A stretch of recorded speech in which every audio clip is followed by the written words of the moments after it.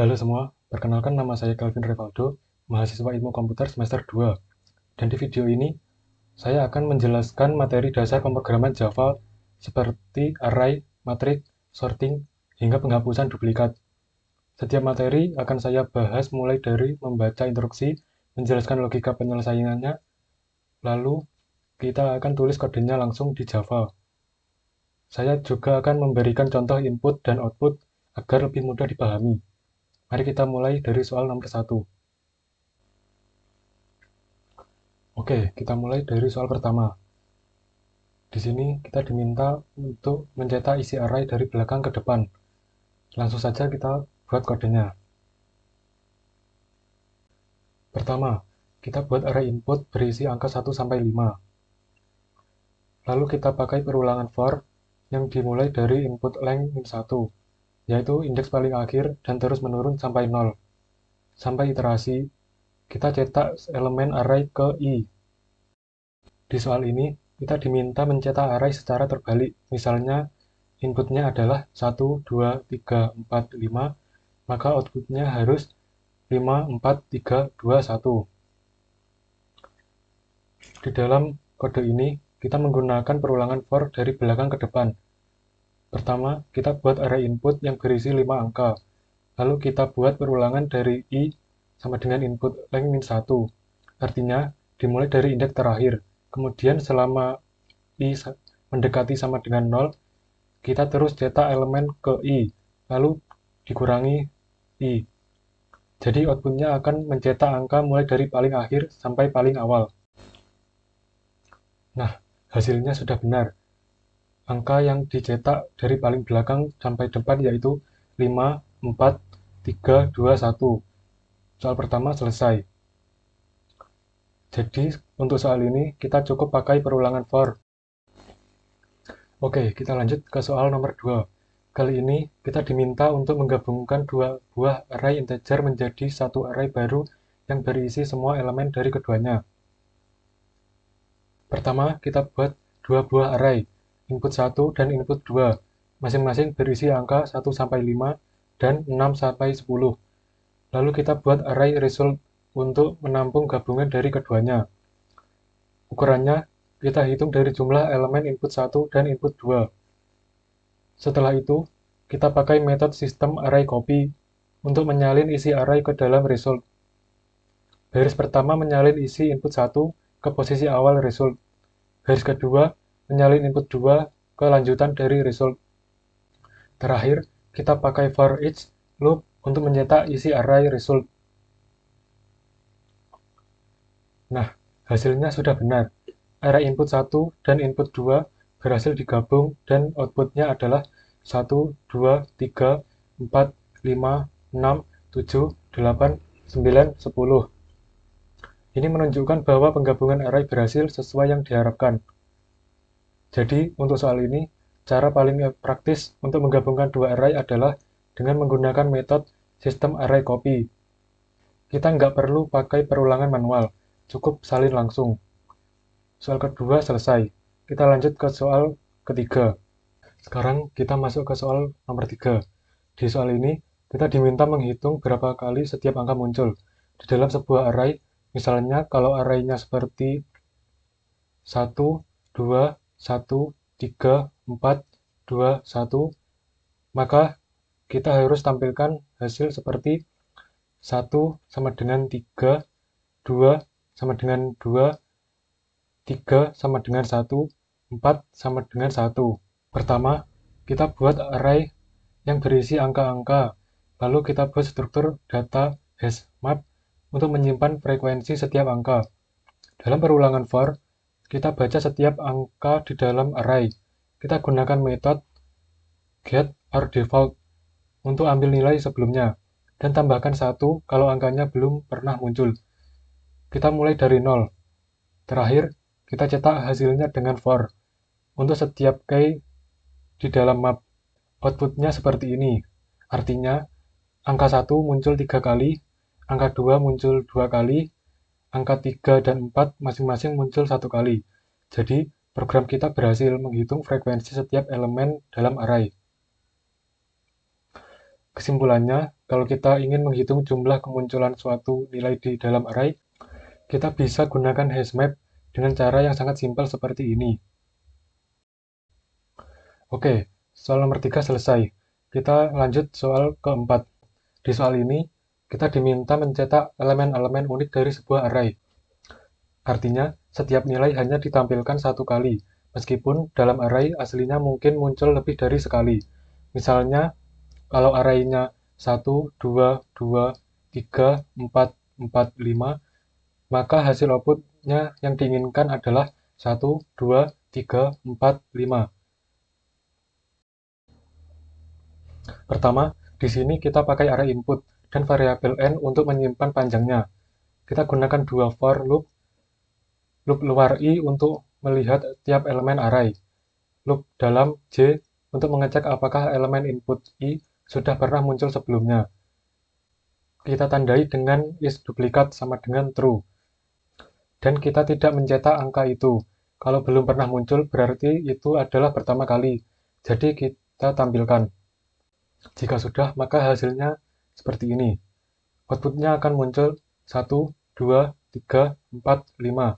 Itu artinya angka yang duplikat seperti 2 dan 4 hanya ditampilkan sekali saja. Program kita sudah berhasil menyaring elemen yang unik. Jadi, dengan pendekatan perulangan ganda ini, kita bisa menampilkan elemen unik tanpa bantuan library atau struktur data tambahan. Kita lanjut ke soal nomor 5. Kali ini, kita akan memeriksa apakah sebuah matriks adalah matriks identitas atau bukan. Matriks identitas itu adalah matriks persegi di mana semua elemen di diagonal utama bernilai 1, dan selain diagonal nilainya 0.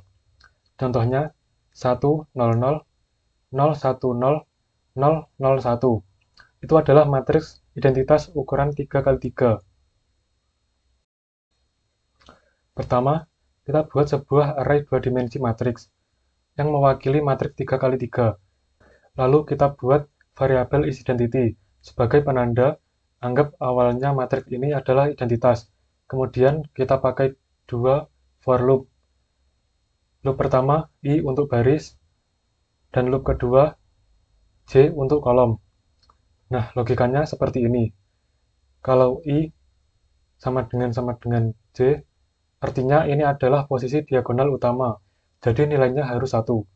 Kalau i tanda seru sama dengan j, artinya ini bukan diagonal, jadi nilainya harus 0. Kalau ada yang tidak sesuai aturan itu, kita ubah isIdentity jadi false. Hasil outputnya adalah matriks identitas sama dengan true. Artinya, matriks yang kita cek memang memenuhi syarat sebagai matriks identitas. Jadi, dengan dua loop dan logika if seperti ini, kita bisa dengan mudah mengecek apakah sebuah matriks adalah matriks identitas atau bukan. Nah, soal nomor 5 selesai. Kita lanjut ke soal nomor 6. Di sini, kita diminta untuk menampilkan transpose dari sebuah matriks 2 dimensi. Transpose artinya kita menukar posisi baris dari kolom. Jadi, elemen di baris jadi kolom dan sebaliknya. Contoh matriks awal, baris pertama 1, 2, 3, baris kedua 4, 5, 6, baris ketiga 7, 8, 9. Maka transposenya adalah baris pertama 1, 4, 7, baris kedua 2, 5, 8, baris ketiga 3, 6, 9. Penjelasannya, di sini kita punya array 2 dimensi matriks dengan ukuran 3x3. Kita ingin menampilkan transposenya, lalu menukar posisi baris kolom menjadi kolom ke baris. Perhatikan di bagian loopnya. I jadi indeks kolom hasil, dan J jadi indeks baris dari data asli. Jadi, matriks J, I itulah kuncinya. Kita ambil dari kolom lalu baris, bukan sebaliknya. Jika sudah, maka outputnya adalah baris pertama 1, 4, 7, baris kedua 2, 5, 8, baris ketiga 3, 6, 9. Artinya, matriks sudah berhasil ditranspose. Baris jadi kolom, dan kolom jadi baris. Jadi, kalau kita ingin menampilkan transpose dan matriks di Java, kita tinggal tukar indeks saat mencetak matriks J, I, bukan matriks I ke J. Soal nomor 6 selesai. Kita langsung ke soal yang terakhir, soal nomor 7. Di sini, kita akan membandingkan 3 algoritma sorting populer di Java. Yang pertama, insertion sort. Yang kedua, selection sort. Yang ketiga, bubble sort. Kita akan gunakan ketiganya untuk mengurutkan nama-nama dalam sebuah array string. Nama-nama yang akan kita urutkan adalah Dandi, Labib, Husna, Radit, Agung, Siva, Kelvin. Tujuannya adalah mengurutkan dari A ke Z secara alfabetis, menggunakan 3 metode berbeda, lalu melihat hasilnya. Kita mulai dengan mendeklarasikan array names. Nanti array ini akan kita clone, karena setiap metode sort harus bekerja dengan data asli yang sama. Penjelasan yang pertama, insertion sort bekerja seperti kita menyusun kartu secara manual. Ambil satu elemen dan masukkan ke posisi yang tepat di bagian yang sudah terurut. Compare to, dalam kurung, digunakan untuk membandingkan dua string secara alfabet. Penjelasan yang kedua, di selection sort, kita cari elemen terkecil di sisa array, lalu tukar dengan posisi awal. Kita ulangi sampai seluruh array terurut. Penjelasan ketiga, bubble sort, bekerja dengan cara menukar elemen bersebelahan jika urutannya salah, dan gelembung terbesar akan naik ke atas di setiap iterasi. Hasilnya adalah sebagai berikut. Ketiga metode memberikan hasil yang sama. Data berhasil diurutkan dari A ke Z. Perbandingan cepat. Kalau datanya kecil, hasilnya memang sama, tapi insertion sort efisien untuk data kecil atau hampir terurut. Selection sort sederhana, tapi selalu butuh banyak perbandingan. Bubble sort mudah dipahami, tapi lambat untuk data besar. Jadi, kita sudah lihat bagaimana 3 algoritma sorting dasar bekerja. Ini adalah dasar penting sebelum masuk ke sorting yang lebih cepat seperti quicksort atau merge sort. Itu saja penjelasan dari kami. Terima kasih telah menyimak penjelasan dari awal hingga akhir. Semoga video ini bermanfaat dan membantu teman-teman memahami materi Java dengan lebih baik. Jika ada pertanyaan, silahkan tulis di kolom komentar dan jangan lupa like, subscribe, dan sampai jumpa di video selanjutnya.